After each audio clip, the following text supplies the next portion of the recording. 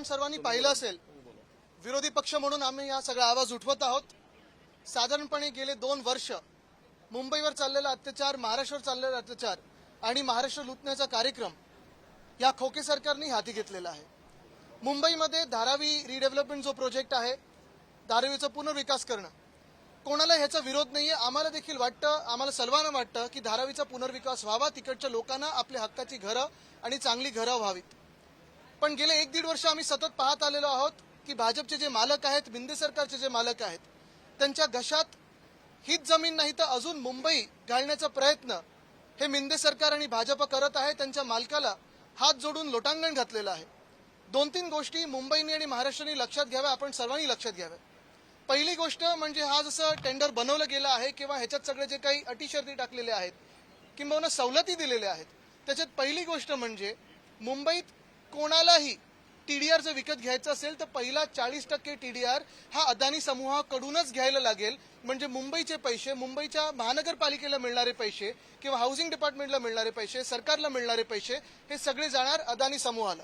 बघा, कुठच्याही उद्योगपतीला आमचा विरोध नाही, कोणी काही चांगलं करत असेल आम्ही विरोध करणार नाही, पण आज ईस्ट इंडिया कंपनीपेक्षा भयानक प्रकार हा मुंबईत आणि महाराष्ट्रात सुरू केलेला आहे। इंडेक्सेशन काढून टाकलेलं आहे। जर तसं पाहिलं गेलं तर आज मुंबईमध्ये टाउन प्लॅनिंग अथॉरिटी 4 की 5 आहेत। आमचं स्वप्न होतं आणि आम्ही आमचं सरकार आल्यानंतर मुंबई महानगरपालिकेलाच टाउन प्लॅनिंग अथॉरिटी करू।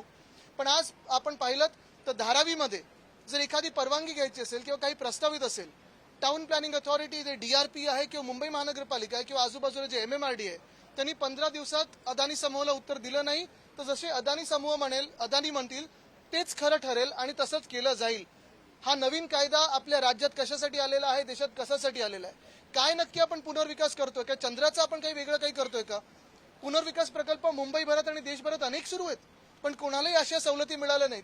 आणि हेच जर कमी पडत असेल तर आपल्याला आठवत असेल लोकसभेची जेव्हा निवडणूक होती तेव्हा मिहीर खोटेच्या जे खोटं बोलत असतात सतत, तेच म्हणत होते की आम्ही हा GR रद्द करून घेऊ। निवडणुकीच्या आधी स्थानिकांनी आंदोलन केलं होतं। हा विषय नाहीये की कुर्लामध्ये राहतात त्यांना धारावीचा विरोध आहे किंवा धारावीच्या पुनर्विकासाला विरोध आहे।